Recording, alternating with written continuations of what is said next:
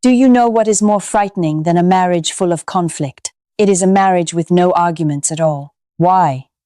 Because the absence of conflict is often not a sign of peace, but a sign of giving up. Two bodies in a morgue never argue either, but there is no relationship left between them. The moment you stop fighting to be understood is the moment you begin signing the death sentence of your own emotions. Hello. I know why you are here right now. Maybe you are sitting in the dim light of your living room while the other person has already gone to sleep or hiding in a quiet corner at work. You are here because you are carrying a very specific kind of pain, the loneliness of being right next to the person you love. Many people think the tragedy of marriage is loud arguments or dramatic betrayal, but you and I both know the truth is different. The real tragedy is often silent. It is like a tiny crack in a wall that slowly spreads until the entire structure collapses before you even realize it. On the surface, you are still doing everything right. You share the bills, raise the kids, take care of both sides of the family. On paper, everything looks fine, but inside, you feel more like a project manager than a lover. You crave being seen and understood, yet what you receive is the polite silence of a roommate. Before we go any deeper, I need to be honest with you. This message is for couples stuck in the roommate phase caused by distraction, stress, or unhealthy habits built over time. However, if your relationship involves physical abuse, severe emotional harm, or toxic narcissistic behavior, your priority is not repair, it is your safety. In some cases, letting go is the only form of healing.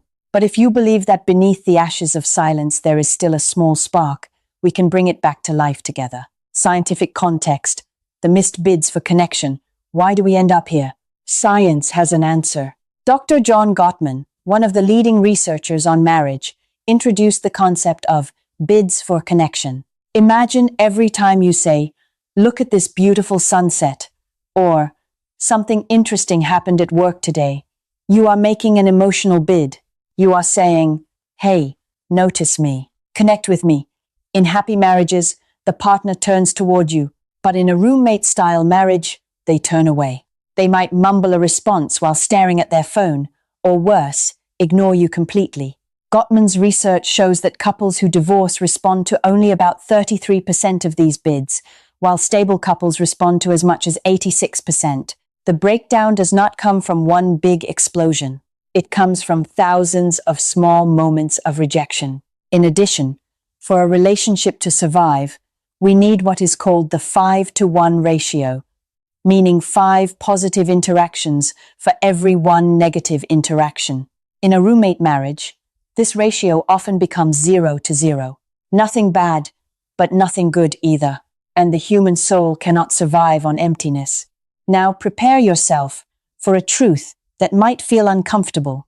If you want to fix the bedroom, stop focusing on the bedroom. This is one of the most common mistakes, especially among men who feel rejected. You pursue sex because that is how you experience love and connection. But for many people, often women, sex is the result of emotional safety, not the tool to create it. When she tenses up or avoids your touch, it is not punishment or manipulation. It is her nervous system signaling danger. She does not feel seen in the living room. She does not feel heard in the kitchen. So why would she open up in the bedroom? The bedroom is simply a reflection of your daytime relationship. If your daily life feels dry, the bedroom becomes a desert. The sharp truth is this: you cannot use the body to buy the soul. You have to win back the soul first, and the body will follow.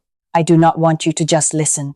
I want you to act. Here is a practical path forward. Step 1. Name the truth, the brave talk. Do not wait for your partner to notice. Sit down and say, "I feel like we are two ships passing in the night. I miss my partner, and I do not want to live like this anymore." Do not blame. Speak only from your own feelings. Acknowledging the elephant in the room is the first step to removing it. Step 2. Upgrade your love maps. You may know what coffee they like, but do you know their biggest fear at work right now?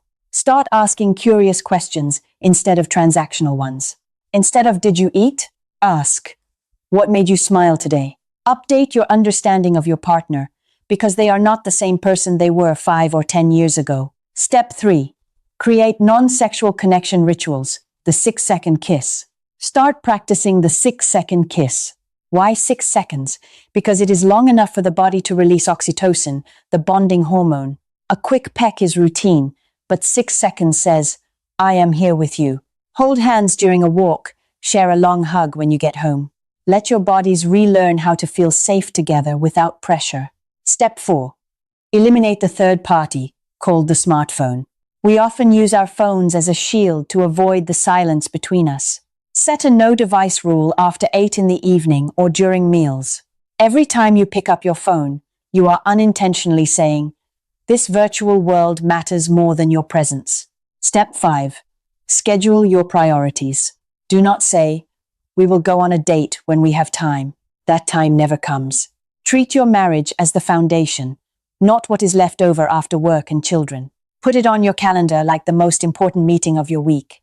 My friend, marriage is not like a rice cooker that you plug in and expect to stay warm forever. It is like a garden. If you stop watering it, stop taking care of it, no matter how fertile the soil once was, everything will wither. If you see yourself in what I have shared, leave a comment with the word connection. I will send you a list of questions to help you start a real conversation tonight. Do not let comfort cost you the person you love most. Remember this. In marriage, the opposite of love is not hatred. It is indifference. And today, you have the power to choose not to be indifferent anymore. I wish you a week of intentional connection. I am your therapist, and I will see you again on this journey of rediscovering yourself and the person you love.